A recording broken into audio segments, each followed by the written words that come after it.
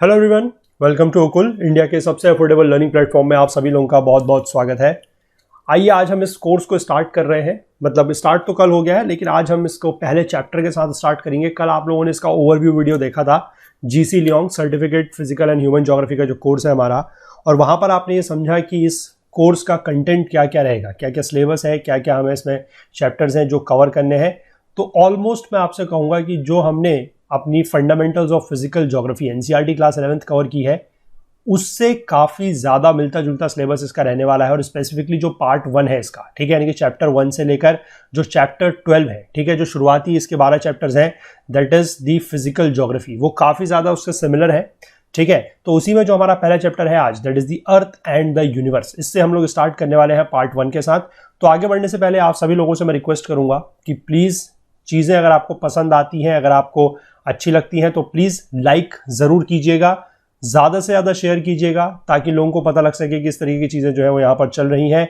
और बाकी जो लोग चैनल पे नए हैं, अगर उनको भी कंटेंट पसंद आ रहा है, अगर उनको लगता है कि कंटेंट उनके लिए किसी तरीके से हेल्पफुल है, तो वो लोग भी प्लीज़ चैनल को जरूर सब्सक्राइब कर लें और बेल आइकन प्रेस कर लें, सो दैट की वीडियोज़ के नोटिफिकेशंस वगैरह जो है वो उनसे बिल्कुल मिस ना हो। ठीक है, चलिए तो स्टार्ट करते हैं आज का लेक्चर। देखिए, ये है chapter number 1, that is the earth and the universe. ठीक है, इस बुक के स्कैन कॉपी से ही हम इसको कवर करेंगे। ठीक है, पर कुछ लोगों ने हमसे रिक्वेस्ट करी है कि उनको ये बुक की कॉपी जो है वो चाहिए, मतलब जो पीडीएफ है वो चाहिए, लेकिन सॉरी वो हम नहीं दे सकते, because this is not available online, ये ऑनलाइन अवेलेबल नहीं है। This is the book that we have purchased and we have made the scan copy for just for teaching. ठीक है, ये बांटने के लिए नहीं है, and we will not promote piracy in any case. तो हम इसको जो है आप लोगों को इसकी जो कॉपी है वो नहीं दे सकते हैं। If you want to purchase it, तो लिंक आपको डिस्क्रिप्शन बॉक्स में मिल जाएगा, वहां से आप इस बुक को परचेज जरूर कर सकते हैं। पर इस बुक को जो है हम आप लोगों को इस तरीके से किसी भी माध्यम से, चाहे वो इंटरनेट में आप ईमेल की बात करें, चाहे आप टेलीग्राम ग्रुप की बात करें, हम इसको कहीं भी शेयर आप लोगों से नहीं कर सकते हैं। तो इसको लेकर रिक्वेस्ट अब आप लोग प्लीज मत कीजिएगा। ठीक है, चलिए फिलहाल हम लोग चैप्टर स्टार्ट करते हैं, the earth and the universe. देखिए, काफी इंपॉर्टेंट चैप्टर है और काफी अच्छा चैप्टर भी है, इंटरेस्टिंग चैप्टर भी, और काफी सारी चीजें आप लोगों को इसमें पता है, तो बहुत ज्यादा हमें जो इसमें है टाइम नहीं लगेगा। ठीक है, चलिए देखते हैं एक्सप्लोरिंग द यूनिवर्स। देखिए क्या लिखा गया है कि on a fine bright night, bright night का मतलब है जिस समय क्या होगा, क्लियर स्काई। ठीक है, when you look up at the sky, जब आप आसमान में देखते हैं तो क्या लगता है कि it must seems to be studded with the stars. Studded with the stars का मतलब होता है कि स्टार्स जड़े होते हैं, काफी सारे स्टार्स। आप कभी भी अगर आप क्लियर नाइट में, ब्राइट नाइट में या क्लियर नाइट में अगर आप देखेंगे तो आपको काफी सारे जो है स्टार्स देखने को मिलेंगे। Little do you realise that each of the stars is far bigger than the earth on which we live. ठीक है, लेकिन हम कभी भी ये रियलाइज उतना ज्यादा नहीं करते हैं कि ये जो स्टार्स हैं, या इनमें से आप कह सकते हैं काफी सारे स्टार्स ऐसे हैं जो अर्थ से, यानी कि जो हमारी पृथ्वी है, जो हमारी धरती है, उससे भी ज्यादा बड़े हैं। ठीक है, some of the larger ones have been estimated to be many millions of times the size of the earth। और सिर्फ बड़े ही नहीं है, इनमें से कुछ तो ऐसे हैं जो millions of times बड़े हैं।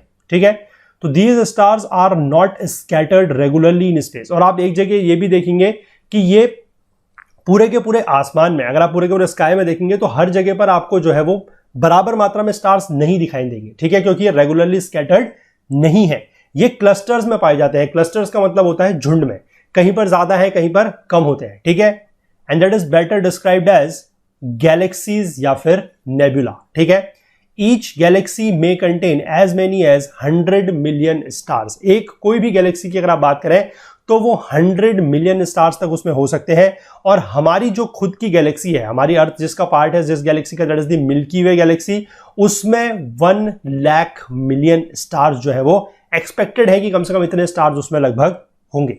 ठीक है, the stars appear small to us even through a telescope because they are so far away। ठीक है, हमें अगर हम टेलीस्कोप से देखें, वैसे तो खैर हमें बहुत कम कम दिखाई देते हैं, अगर हम टेलीस्कोप से देखेंगे तो हमें थोड़ा और ज्यादा स्टार्स दिखाई देंगे, लेकिन वो हमें बहुत दूर है इसलिए बहुत छोटे दिखाई देते हैं। ठीक है, जनरली नहीं तो अदरवाइज हम ये बात कर रहे हैं कि उनमें से कुछ स्टार्स तो ऐसे हैं जो अर्थ से बड़े हैं, और ना ही सिर्फ बड़े हैं, मिलियंस ऑफ टाइम्स बड़े हैं। ठीक है, लेकिन वो हमें छोटे इसलिए दिखाई देते हैं क्योंकि वो बहुत ज्यादा दूर है।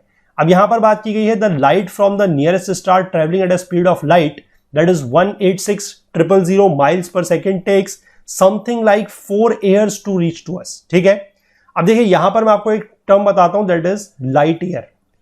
अगर आप यूनिवर्स में बात कर रहे हैं तो यूनिवर्स में आप डिस्टेंस को जो है वो किलोमीटर या उसके टर्म्स में डिस्टेंस जो है मेजर नहीं करते हैं, क्योंकि वो बहुत ज्यादा होती है।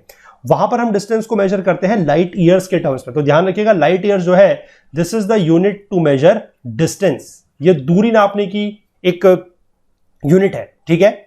और इसका मतलब क्या होता है, लाइट ईयर्स का मतलब होता है light years is equal to 1 light year. 1 light year की अगर मैं बात करूं तो it is equal to that distance कि अगर कोई ऑब्जेक्ट, ठीक है, वो लाइट की स्पीड से चलता है, ठीक है, लाइट की स्पीड से चलता है, तो वो एक साल में कितनी दूरी तय कर लेगा, that is the distance will be given by 1 light year, ठीक है। यानी कि distance travelled by an object in 1 year who is traveling और which is traveling at a speed of light। और स्पीड ऑफ लाइट कितनी है यहां पर भी वैसे दी गई है, लेकिन अगर इसको हम अपने मीटर पर सेकंड के टर्म्स में बात करें, एमकेएस यूनिट्स में बात करें, तो दैट इज 3 × 10⁸ मीटर पर सेकेंड। यानी कि इतनी स्पीड से अगर कोई ऑब्जेक्ट जो है वो मूव करता है तो एक साल में वो जितना डिस्टेंस ट्रेवल कर लेगा that will be equal to 1 light year. तो ध्यान रखिएगा, light year is not a unit of time, it's not the unit of speed, it's the unit of distance, ठीक है। चलिए आगे देखते हैं। सन से हमारी अर्थ में लाइट पहुंचने में कितना टाइम लगता है, यह हमें पता है 8 मिनट्स, 7 पॉइंट समथिंग मिनट्स है, अप्रोक्सीमेटेड टू 8 मिनट्स। और मून से हमारी अर्थ में लाइट पहुंचने में टेक्स ओनली अ सेकंड, क्योंकि मून जो है वो काफी ज्यादा पास है, ठीक। चलिए, तो ये आपको थोड़ा सा एक आइडिया मिला यूनिवर्स के बारे में। आगे देखते हैं अपने सोलर सिस्टम, यानी कि जो हमारा सौर मंडल है उसके बारे में। अब देखिए यहां पर ये बुक जो है, आप लोगों को पता है कि जीसी लोंग की book is not that updated, तो अपडेटेड नहीं है। और वो कैसे पता लगता है, क्योंकि यहां पर लिखा गया है कि the solar system comprises the sun and its 9 planets. अब आप लोगों को पता है कि ये 9 नहीं है, ठीक है, ये कितने हो गए हैं, 8 प्लैनेट्स हो गए हैं। और क्यों हो गए हैं, क्योंकि प्लूटो को एक रेगुलर प्लैनेट की कैटेगरी से हटा दिया गया है। और ये आज नहीं, ये काफी सालों पहले हो चुका है, लेकिन ये फिर वही बात कहूंगा मैं कि बुक जो है अपडेट नहीं होती है, तो इसलिए आप ध्यान रखेंगे कि Pluto is now not the planet, एक रेगुलर प्लैनेट प्लूटो नहीं है, it has become a dwarf planet, ठीक है। और ये हमने अपने जो एनसीईआरटी का कोर्स है वहां पर बात की हुई है कि किसी भी सेलेस्टियल बॉडी को एक प्लैनेट डिफाइन करने के लिए क्या क्या क्राइटेरिया जरूरी होते हैं, ठीक है। अगर आप लोगों ने वो चीज पढ़ी है तो प्लीज मुझे नीचे कमेंट सेक्शन में बताइएगा कि वो क्या कंडीशंस होती है। वैसे ऑलमोस्ट आप सभी लोगों ने पढ़ी होगी, ठीक है। अगर नहीं पढ़ी है तो प्लीज आप लोगों को पता होनी चाहिए, क्योंकि अब वो सारी की सारी चीजें मैं आप लोगों को फिर से इस कोर्स में एक चीज ये जरूर बता दूं कि जब हम physical geography, fundamentals of physical geography NCERT में बहुत डिटेल में कवर कर चुके हैं, तो यहां पर अब हम एक एक कंसेप्ट को बिल्कुल डीप में जाके नहीं देख सकते, because it will take a lot of time. और वो आप एक तरीके से कह सकते हैं कि रिपीटिशन हो जाएगा, it will be a redundancy, ठीक है। एंड आई डोंट फील कि वो जरूरी है। तो इस बात को लेकर भी आप मुझे बताइएगा। अगर आप लोग चाहते हैं कि एक एक कंसेप्ट को, एक एक पॉइंट को अगर हम डिटेल में डिस्कस करें, तो ऐसा किया जा सकता है। अगर ज्यादा लोगों की, अगर मेजॉरिटी की डिमांड होगी तो कर सकते हैं, पर मैं ऐसा मतलब नहीं मानता, या मुझे ऐसा नहीं लगता कि ऐसा करना सही है। क्योंकि अगर अभी तक हमने फिजिकल ज्योग्राफी अगर कुछ नहीं पढ़ी होती, अगर ये हमारा पहला कोर्स होता फिजिकल ज्योग्राफी का, तो हम कह सकते थे कि हमें चीजों को बिल्कुल डिटेल में पॉइंट बाय पॉइंट करना जरूरी है, लेकिन ऐसा नहीं है। हम लोग अपना fundamentals of physical geography NCERT class 11th का कोर्स जो है वो बहुत डीप में कर चुके हैं। तो अगर आप लोग उसको वहां से रेफर कर सकते हैं, या आप लोग अगर वहां से पढ़ रहे हैं या पढ़ चुके हैं, तो आप लोगों को चीजें पता होंगी, ठीक है। अगर फिर भी मेजॉरिटी की अगर ये डिमांड होगी कि हम इसको एक एक स्टेप को या एक एक कंसेप्ट को यहां पर डिस्कस करें, तो वो भी कर लिया जाएगा, लेकिन उसके लिए आप मुझे कमेंट सेक्शन में जरूर ये बात बताइएगा, ठीक है। तो फिलहाल आप यहां पर ध्यान रखिए कि इस समय की जो प्रेजेंट सिचुएशन है, जो प्रेजेंट कंडीशन है, जो हमारा सोलर सिस्टम या सौर मंडल है, उसमें सूरज के साथ, सन के साथ सिर्फ 8 प्लैनेट्स है, यानी कि कहां तक है, नेपच्यून तक, ठीक है। यूरेनस और नेपच्यून तक प्लैनेट्स है। प्लूटो जो है वो प्लैनेट की कैटेगरी से हट चुका है, ठीक है। और ये बने कैसे हैं, which are developed to have been developed from the condensation of gases and other lesser bodies, ठीक है। ये कंडेंसेशन ऑफ गैसेस वगैरह से बने हुए हैं। यहां पर इसमें दिए गए हैं, अभी हम इसके बारे में बात करते हैं। देखिए, all the planets revolve around the sun in electrical orbits. ये आपको ध्यान रखना है कि जो इनका अराउंड दी सन मूव करने का जो पाथ है, that is the electrical planet है, वो इलेक्ट्रिकल ऑर्बिट है, ठीक है। वो कोई सर्कुलर ऑर्बिट या सर्कुलर पाथ नहीं है, ठीक। इसके बाद आगे दिया गया है कि like the Earth they shine only by the reflected light of the sun. किसी की भी कोई अपनी लाइट एज सच नहीं है, ठीक है। यहां पर नीचे ये जो प्लैनेट्स दिखाए गए हैं, सबसे पहली बात तो यह है कि आप इसमें से प्लूटो को हटा सकते हैं, यानी कि आप इसको यहीं तक कंसिडर कीजिएगा, ठीक है। इसके बाद इसमें जो शुरुआती 4 प्लैनेट है, ये 2 कैटेगरी में बटे हुए होते हैं इस तरीके से, ठीक है। शुरुआती 4 प्लैनेट जो है इनको बोला जाता है टेरेस्ट्रियल प्लैनेट और you can say earth like planet, क्योंकि ये सॉलिड है, ठीक है। और ये बाद के जो 4 प्लैनेट्स हैं they are known as Jovian planets, Jovian और जुपिटर लाइक प्लैनेट्स। इनमें से भी अगर आप बात करें जुपिटर और सैटर्न की, तो इनको बोला जाता है they are your gas giants, ठीक है, इनको बोला जाता है गैस जाइंट्स। और अगर आप यूरेनस और नेपच्यून की बात करें तो इनको बोला जाता है आइस जाइंट, क्योंकि ये आइसी है, ठीक है, बहुत ज्यादा दूर है, आइसी है। और ये जो है आपके गैस से बने हुए हैं, ऑलमोस्ट मतलब गैस से ही बने हुए हैं, लेकिन ये वाले जो है बहुत ठंडे हैं। यूरेनस और नेपच्यून जो है बहुत ज्यादा ठंडे हैं, इसलिए दे आर आइस जाइंट्स। और गैस जाइंट्स जो है they are your Jupiter and Saturn. और बाकी ये जो 4 है that is Mercury, Venus, Earth and Mars, इनको बोला जाता है टेरेस्ट्रियल प्लैनेट्स, ठीक है। और इनको एक नाम से और जाना जाता है that is your inner planets, ठीक है, ये इनर प्लैनेट्स हैं। और ये जो 4 है that is your Jovian, they are also known as your outer planets, ठीक। इस चीज को आप यहां से नोट डाउन करेंगे क्योंकि ये इस बुक में नहीं दिया हुआ है।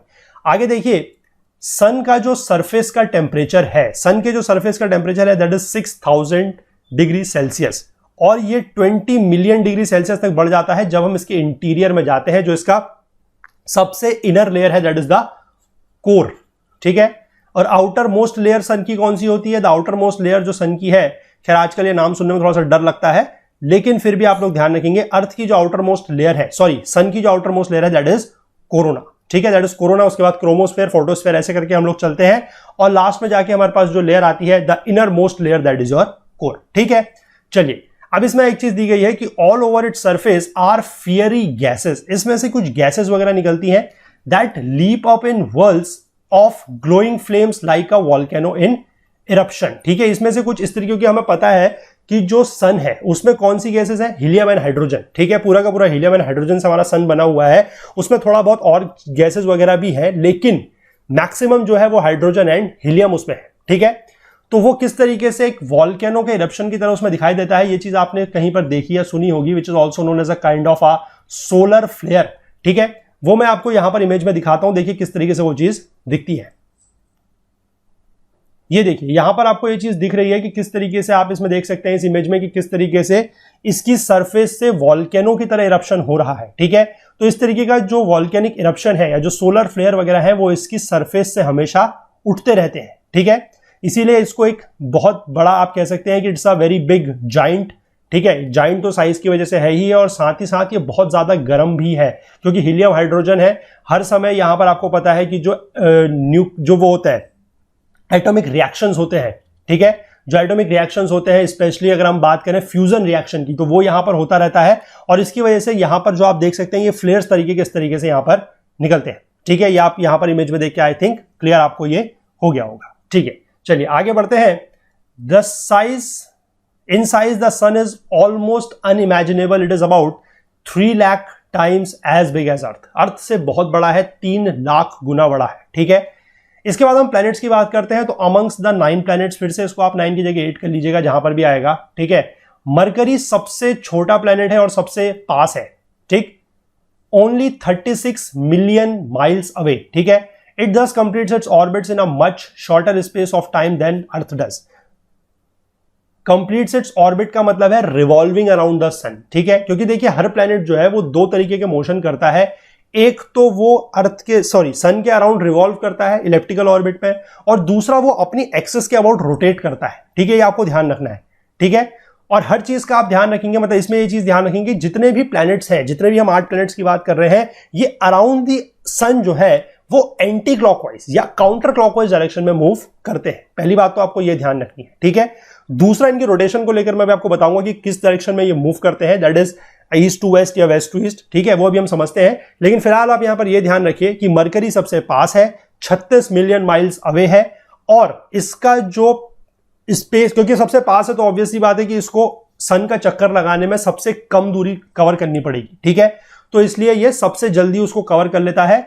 और इसका जो एक साल है, क्योंकि साल कैसे कैलकुलेट होता है, एयर कैलकुलेट होता है जब कोई भी प्लेनेट, जैसे अर्थ की हम बात करें तो अर्थ का एक साल कब पूरा होता है, जब वो सन का एक चक्कर लगाता है। तो इसी तरीके से मरकरी का जो साल है वो काफी छोटा है। अगर हम अर्थ के रिस्पेक्ट में बात करें तो सिर्फ 88 दिन का, मतलब जितना अर्थ के 88 डेज या लगभग 3 महीने का समय होता है, उतने में मरकरी का एक साल पूरा हो जाता है, यानी कि उतने में मरकरी पूरा सन का एक चक्कर लगा लेता है, ठीक है। इसके बाद दूसरा प्लेनेट आता है जो सन से सेकंड नंबर पर है, पहला तो मरकरी है, दूसरा इज वीनस, ठीक है। Venus is twice the distance away from the sun, ये उससे लगभग उतना ही दूर, यानी कि जितना सन से, यानी कि जितना हम बात करें सन से मरकरी है, ठीक है, यानी कि जितना सन से मरकरी है उतना ही मरकरी से वीनस है, ठीक है, लगभग। तो यानी कि आप कह सकते हैं कि यहां से ये इसका डबल हो जाएगा जस्ट, ओके। तो इसमें क्या है, is the next closest planet, ये सेकंड नंबर पर लाई करता है। It is often considered as the Earth's twin, इसको अर्थ का जुड़वा भी माना जाता है, पृथ्वी का जुड़वा भी माना जाता है। क्यों? क्योंकि लगभग इनका जो साइज, जो इनका मास और जो इनकी डेंसिटी है वो एक जैसी है, किसकी? अर्थ की और वीनस की। But no other planet is in way comparable to Earth, बाकी और कोई प्लैनेट ऐसा नहीं है जो अर्थ के साथ जिसका कंपैरिजन हम लोग कर सके, ठीक है। Earth which has life and all the living things we see around us, like many other planets the Earth has a natural satellite, Earth का एक नेचुरल सैटेलाइट भी है, ये आपको पता है, मून, ठीक है, जो कितना दूर है? 238,900 miles away, that revolves eastward around the Earth once in every 27 days, ठीक है।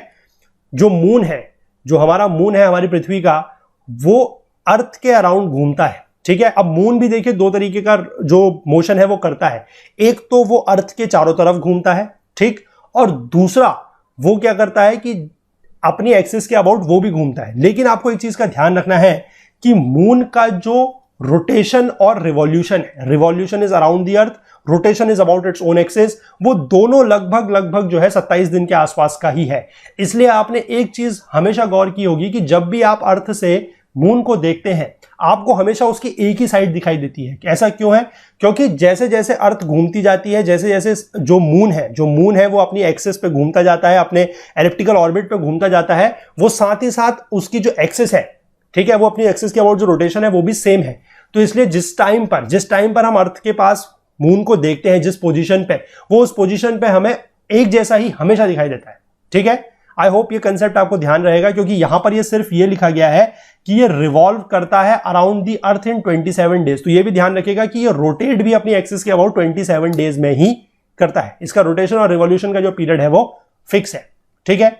चलिए, इसके बाद हम बात कर लेते हैं चौथे प्लैनेट की। चौथे प्लैनेट जो है दैट इज दी मार्स, ठीक है, मार्स यानी कि मंगल ग्रह, which has dark patches on its surface and is believed by most professional astronomers to be the next planet after Earth to have the possibility of some plant life। इसको लेकर काफी सारे research वगैरह भी चल रही है, अभी रिसेंट में ही काफी सारे जो मिशंस वगैरह हैं, ठीक है, मार्स ऑर्बिटर मिशन और इस तरीके के बहुत सारे मिशंस वगैरह हैं जो मार्स पे लाइफ की पॉसिबिलिटी को एक्सप्लोर करने में लगे हुए हैं, ठीक है।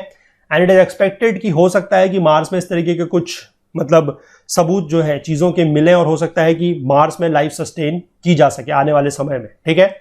Much attention has been focused on Mars to explore the possibilities of extending man's influence to it, ठीक है। इसके बाद जो अगला आता है दैट इज जुपिटर, ठीक है। एक चीज का आप और ध्यान रखिएगा कि मार्स मतलब ये जो शुरुआती 4 प्लैनेट है that is your terrestrial planets या फिर इनर प्लैनेट जिनको बोला जाता है, इनमें या तो नंबर ऑफ मून्स बहुत कम है, या तो नो मून्स है और लेस मून्स है, ठीक है। ये ध्यान रखिएगा। ये भी एक, अगर आपसे कभी डिफरेंस पूछ लिया जाए, ठीक है, आपको डिफरेंशिएट करने को बोला जाए between the inner planets, outer planets या फिर टेरेस्ट्रियल एंड जोवियन प्लैनेट्स, तो एक पॉइंट आपको ये भी ध्यान रखना है कि इसमें मून्स काफी कम है या फिर नहीं है, ठीक है। लेकिन अगर आप बाहर वाले प्लैनेट्स देखेंगे, चाहे आप जुपिटर देखें, चाहे सैटर्न देखें, यूरेनस, नेपच्यून देखें, इनमें जो है मून थोड़ा सा ज्यादा है, the number of moons are more, ठीक है।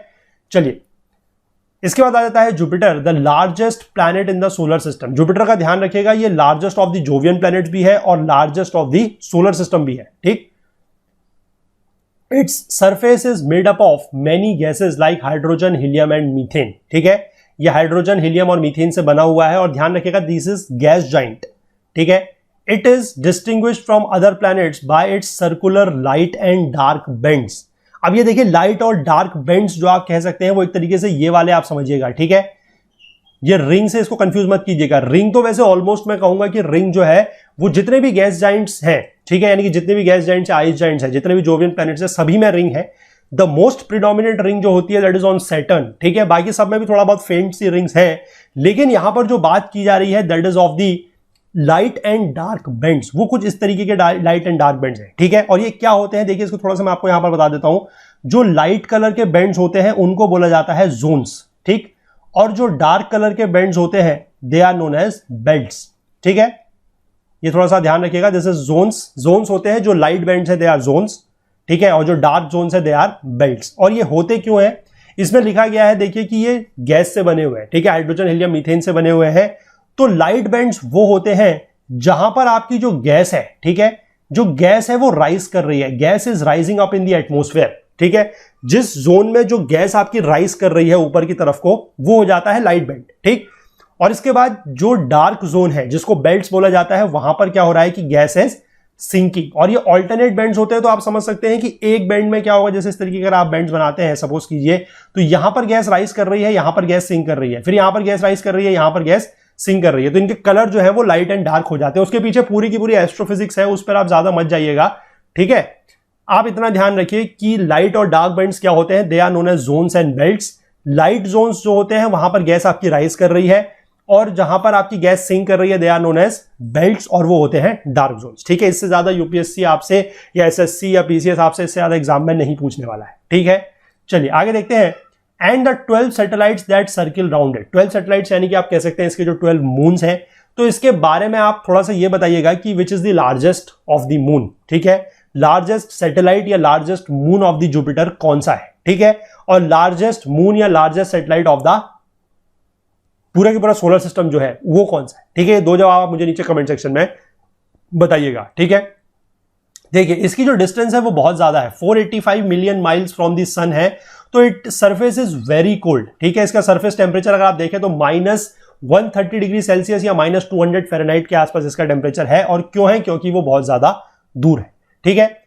इसके बाद आगे बढ़ते हैं। अनदर यूनिक प्लैनेट जो है that is Saturn, which has 3 rings and 9 planets around it. एक चीज का आप यहां पर ध्यान रखेंगे, जुपिटर मैंने आपको बताया लार्जेस्ट है, Saturn is your second largest planet. Saturn जो है वो सेकंड लार्जेस्ट प्लैनेट भी है, ठीक है। In size it is the second largest, यहां पर लिखा हुआ है। It is so far from the sun that it takes 29.5 years to complete its orbit, ठीक है। यानी कि अगर आप अर्थ के रिस्पेक्ट में बात करें, जितने भी ईयर्स अगर आपको दिए गए हैं ये अर्थ के रिस्पेक्ट में है कि अर्थ के जब 29.5 साल होंगे, ठीक है, यानी कि अर्थ जब 29.5 बार चक्कर लगा चुकी होगी सन का, सूरज का, तब जाके जो सैटर्न है, सैटर्न का एक चक्कर पूरा होता है, ठीक है।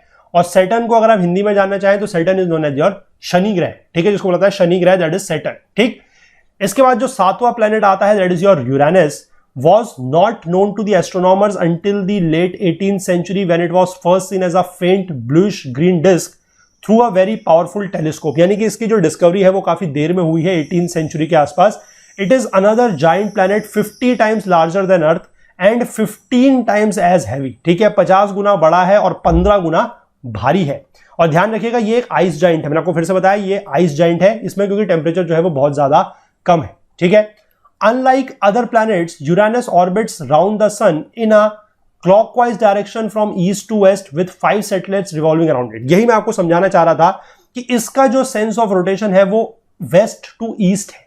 जैसे अर्थ का हमें पता है कि अर्थ रिवॉल्व, जो अर्थ रोटेट करती है, जो अर्थ रोटेट करती है वो कैसे करती है, फ्रॉम वेस्ट टू ईस्ट, ठीक है। जो 8 प्लैनेट्स हैं उनमें से 6 प्लैनेट्स आपके वेस्ट टू ईस्ट ही रोटेट करते हैं, ठीक है। जो 6 प्लैनेट्स हैं आपके, वो आपके वेस्ट टू ईस्ट जाते हैं।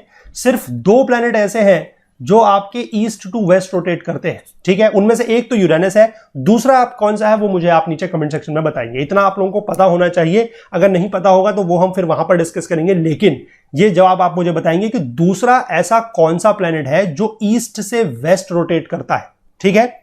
चलिए, और बाकी मैंने आपको बता दिया कि सारे के सारे जितने भी प्लैनेट्स हैं ये सन के अराउंड अगर हम बात करें तो जो इनका पाथ है वो इलिप्टिकल पाथ है, और वो कैसा पाथ है, एंटी क्लॉकवाइज या काउंटर क्लॉकवाइज पाथ है, ठीक है। अगर आप रोटेशन के सेंस में काउंटर क्लॉकवाइज या क्लॉकवाइज अगर कहें तो आपको यह डिफाइन करना पड़ेगा कि आप किस पोल से देख रहे हैं, क्योंकि अगर आप जब नॉर्थ पोल से देखेंगे तो सेंस ऑफ रोटेशन अलग हो जाता है, अगर आप साउथ पोल से देखेंगे तो सेंस ऑफ रोटेशन अलग हो जाता है, ठीक है। इसीलिए आप ये ध्यान रखिए ईस्ट टू वेस्ट या वेस्ट टू ईस्ट वाला कंसेप्ट, ठीक है। अगर आप रोटेशन की बात कर रहे हैं तो वहां पर आप काउंटर क्लॉकवाइज या क्लॉकवाइज के कंसेप्ट में मत जाइएगा, क्योंकि उसमें फिर आपको पहले कहां से आप देख रहे हैं, आपका जो परसेप्शन पॉइंट है, जहां पर आपका ऑब्जर्वर है, वो आपको देखना पड़ेगा कि आप साउथ पोल से देख रहे हैं या नॉर्थ पोल से देख रहे हैं, ठीक है। तो एक एडिशनल पॉइंट याद रखने से बेटर है कि आप उसको ईस्ट टू वेस्ट या वेस्ट टू ईस्ट याद रखें। अगर कभी आपसे पूछा जाता है कि मान लीजिए अर्थ है, जैसे अर्थ हमें पता है कि वेस्ट टू ईस्ट रोटेट करती है, तो अगर हम उसको नॉर्थ पोल से देखेंगे, ठीक है, जैसे मान लीजिए ये अर्थ है, हमें पता है कि अर्थ का ये ईस्ट है, ये वेस्ट है, तो अर्थ हमारी कैसे रोटेट करती है, फ्रॉम वेस्ट टू ईस्ट, यानी कि इस डायरेक्शन में।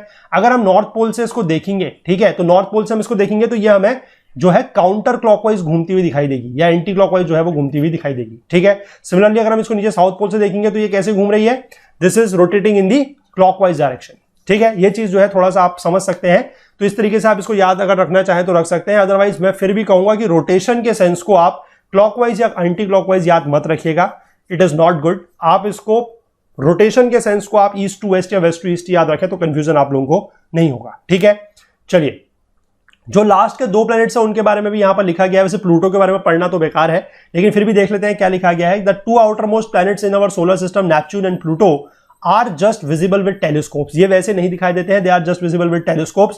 There discoveries were the result of mathematical calculations on their irregular gravitational effects on neighbouring planetary bodies, ठीक है। तो आप एक तरीके से कह सकते हैं कि इनकी कोई पर्पसली खोज नहीं की गई थी। इनके आसपास के जो नेबरिंग प्लैनेटरी बॉडीज हैं उनके ग्रेविटेशनल इफेक्ट्स को स्टडी कभी किया जा रहा था, उनकी मैथमेटिकल कैलकुलेशन वगैरह की जा रही थी, तो उस समय पर ये पाए गए हैं। Neptune which is closely resembles Uranus except that it has only 2 known planets, ठीक है, जो मून्स है, and it is probably much colder. क्योंकि ये देखिए, कोल्डर का तो आप समझ सकते हैं कि जितना दूर आप सन से जाते जाएंगे उतना ज्यादा ये क्या होते जाएंगे, ठंडे होते जाएंगे, ठीक है। Pluto is smaller than Earth, Pluto जो है वो अर्थ से छोटा है। As the orbits of the planets are not circular but elliptical, the distance of Pluto from the sun during perihelion, perihelion का मतलब होता है सबसे पास होना। ये हमने बात अर्थ के रिस्पेक्ट में भी की है कि जब आपकी बॉडी, जैसे मान लीजिए अर्थ की हम बात कर रहे हैं, अर्थ जब सन से, क्योंकि अभी हमें पता है कि जैसे ये सन है, ठीक है, तो इलिप्टिकल पाथ में मूव करेंगे तो एक पोजीशन ये होगी, एक पोजीशन ये होगी, ठीक है। इस पोजीशन को बोला जाता है जब आपका सबसे दूर है, इसको बोला जाता है एपेहिलियन, और जब सबसे पास होती है तो इस डिस्टेंस को बोला जाता है पेरीहिलियन, ठीक है। तो इसी तरीके से प्लूटो का भी ये होगा। तो प्लूटो का जो पेरीहिलियन है, यानी कि जब वो सबसे पास है, तो वो भी देखिए इतनी दूर है, that is 2766 million miles. And at aphelion की बात करें जो इज फारदेस्ट, तो वो और ज्यादा है, ठीक है। A year in Pluto is no less than 247 years on Earth, यानी कि अगर एक चक्कर की हम बात करें प्लूटो के, अगर हम एक चक्कर की बात करें सन के अराउंड, तो वो अर्थ का 247 साल के बराबर है। तो आप समझ सकते हैं कि इस तरीके के बॉडी को प्लैनेट नहीं समझा जा रहा है, इसको बाहर कर दिया गया है प्लैनेट की लिस्ट से, तो ये ठीक बात भी है। क्योंकि मान लीजिए आपको प्लूटो पे कोई रिसर्च करनी है, अब आप कैसे करेंगे? आपने आज की डेट में यहां से कोई चीज भेजी, ठीक है, वो कितना टाइम लगाएगी जब वो इतनी दूर है, तो ठीक है, क्योंकि दूर बहुत ज्यादा है। क्योंकि इसका जब आप देख सकते हैं, जब इसकी डिस्टेंस, आप इसकी यहां से डिस्टेंस चेक कीजिए कितनी ज्यादा है।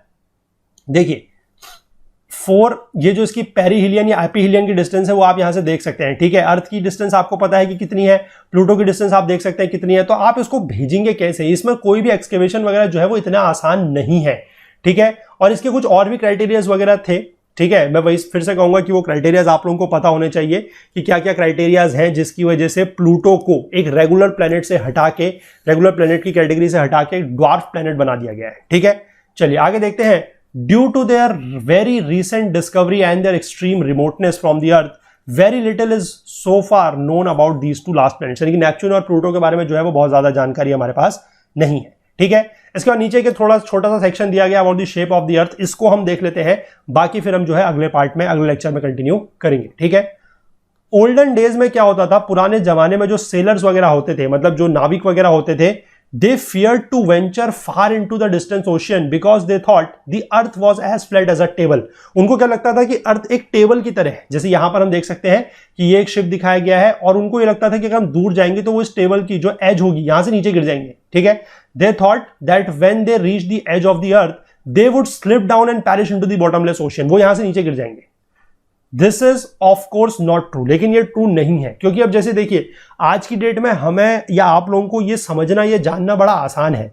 हमें पता है कि अर्थ इज अ स्फेयर, लेकिन पुराने समय में जब इस तरीके की डिस्कवरीज वगैरह नहीं थी, जब साइंस इतनी ज्यादा विकसित नहीं थी, तो उस समय आदमी कैसे बता सकता था कि अर्थ का शेप कैसा है, ठीक है। अब तो इतनी सारी डिस्कवरीज हो चुकी है, इतने सारे जो आपके इंस्ट्रूमेंट्स वगैरह हैं वो जा चुके हैं कि स्पेस से जाके भी आप अर्थ को देख सकते हैं, वहां से पता लग सकता है कि ये वाकई में एक स्फेयर है। लेकिन पहले इतने जमाने में इतनी टेक्नोलॉजीज वगैरह नहीं हुआ करती थी, तो वहां पर जो चीजें हैं, ठीक है, वो किस तरीके से पता लगेंगी कि अर्थ का शेप वगैरह क्या है, तो उसको लेकर जो लोगों के मन में डाउट थे वो कुछ इस तरीके के भी थे कि एक फ्लैट टेबल की तरह है और कहीं दूर जाएंगे तो इसमें नीचे गिर जाएंगे, ठीक है।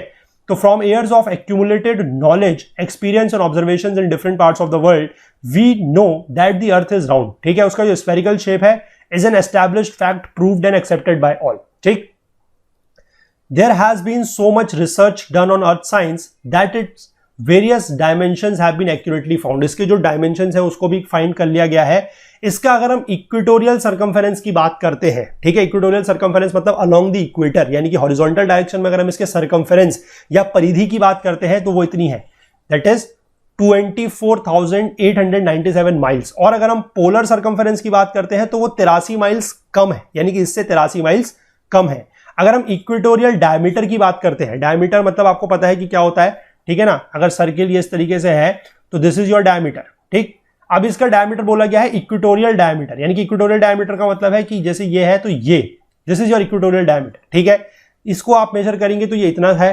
पोलर डायमीटर यानी कि ये वाला, ठीक है, नॉर्थ पोल से साउथ पोल अगर आप इसको मेजर करेंगे तो वो 26 माइल्स कम है।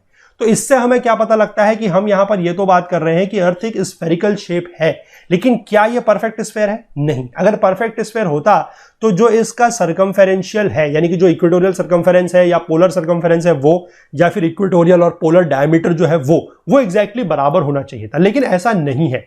और आप कह सकते हैं कि ये ऊपर यानी कि नॉर्थ साउथ डायरेक्शन में थोड़ा सा कम है, पोल्स में कम है, इक्वेटोरियल डायरेक्शन में थोड़ा सा ज्यादा है। तो आप क्या कह सकते हैं कि जो इसका शेप है वो कैसा है, वो थोड़ा सा इस तरीके से इक्वेटर पे, ये तो ज्यादा हो जाएगा, इक्वेटर पे थोड़ा सा बल्ज है। ठीक है, it has got an equatorial bulge. ठीक है, यानी कि जैसे आप एक तरीके से कह सकते हैं, जैसे आपने देखा होगा, मैं इसको आपको बेस्ट एग्जांपल देता हूं, आपने देखा होगा संतरा, दैट इज ऑरेंज। ठीक है, ऑरेंज को आप कभी ध्यान से देखिएगा, ऑरेंज बिल्कुल आपका स्फेयर नहीं होता है, लेकिन आप दूर से देखेंगे तो आपको लगेगा कि ऑरेंज स्फेयर है। ठीक है, लेकिन अगर ऑरेंज को आप अपने हाथ में पकड़ के ध्यान से देखेंगे तो आप देखिएगा कि ऑरेंज में भी एक इक्वेटोरियल बल्ज होता है, यानी कि वो इक्वेटर में थोड़ा सा चौड़ा होता है और यहां पर मतलब नॉर्थ साउथ डायरेक्शन में थोड़ा सा पतला होता है, मतलब दबा हुआ होता है। तो सिमिलर जो शेप है वो अर्थ का है, that is a perfect square. ठीक है, यहां पर लिखा भी गया है लाइक एन ऑरेंज। ठीक है, in fact it called a geoid. ठीक है, ये जियोइड जो नाम है ये अर्थ लाइक शेप या अर्थ शेप है। अगर हम जियोइड की बात करते हैं तो जो ये एग्जैक्टली शेप बनता है, ठीक है, ये एक ऑब्लेट स्फेरॉइड भी कहलाता है। ठीक है, ऑब्लेट स्फेरॉइड ये एक शेप है, मतलब आप समझ सकते हैं, इसको ज्यादा इस पर इक्वेशन वगैरह मत जाइएगा, आप इसको बस ये समझ सकते हैं कि जिस तरीके से मैं जियोइड शेप की बात कर रहा हूं, जियोइड मतलब अर्थ लाइक शेप, जिसमें क्या है कि इक्वेटोरियल थोड़ा सा बल्ज है और ऊपर से जो हमारा पोलर डायरेक्शन में है थोड़ा सा वो क्या है, दबा हुआ है, that is known as geoid shape, उसी को बोला जाता है ऑब्लेट स्फेरॉइड। ठीक है, The spherical shape of the earth is also masked by the intervening highlands and oceans on its surface। लेकिन जो इसका spherical shape है उसमें क्या है कि हमें पता है कि बीच बीच में हाईलैंड्स हैं, मतलब हमारे प्लेट्यूज हैं, हमारे पहाड़ हैं, प्लेन्स हैं, ठीक है, और बीच बीच में क्या है, ओशंस भी है। तो उससे आप कह सकते हैं कि इसका जो एग्जैक्टली जो शेप है, जो स्फेरिकल शेप है, वो एग्जैक्टली उसका पता ऐसे भी नहीं लग सकता है, वो थोड़ा सा इससे मास्क हो गया, यानी कि आप कह सकते हैं कि छुप गया है। ठीक है, चलिए तो इसको यहीं पर रखते हैं आज इतना। कल के पार्ट में अब हम जो नेक्स्ट इसका बात है कि किस तरीके से जो अर्थ के स्फेयर है, कि अर्थ जो है, अर्थ इज अ स्फेयर, उसके क्या क्या एविडेंसेस हैं, क्या क्या प्रूफ है, उसको लेकर यहां पर बहुत अच्छा एक डिस्कशन वगैरह दिया गया है इस बुक में स्पेसिफिकली। तो उसको हम जो है अपने कल के लेक्चर में कंटिन्यू करेंगे। तो अगर आप लोगों को ये लेक्चर पसंद आया है तो प्लीज लाइक जरूर कीजिएगा, ज्यादा से ज्यादा शेयर कीजिएगा, मैं फिर से कहूंगा, ताकि लोगों को पता लग सके कि इस तरीके का कोई कोर्स वगैरह जो है वो इस प्लेटफॉर्म पर चल रहा है। बाकी अगर आप लोगों को कोई क्वेरीज है, कोई डाउट्स है, तो आप लोग जरूर नीचे कमेंट सेक्शन में पूछिएगा और अपने फीडबैक हमें जरूर दीजिएगा, ताकि कहीं पर भी अगर कोई भी स्कोप हो इंप्रूवमेंट का तो हम जरूर करेंगे। बाकी हमसे ज्यादा जुड़ने के लिए हमारा Facebook page, Twitter page, Telegram channel का आप लोग यूज कर सकते हैं। और अगर आप हमसे कोई और बात शेयर करना चाहें, कुछ भी हमसे पूछना चाहें या कुछ बताना चाहें, तो उसके लिए आप हमारी ईमेल आईडी का यूज भी कर सकते हैं, दैट इज okul.co@gmail.com। ठीक है, चलिए मिलते हैं अगले लेक्चर में, तब तक के लिए अपना बहुत बहुत ध्यान रखिएगा। Please do take care of yourself. Thank you, have a nice day, bye bye.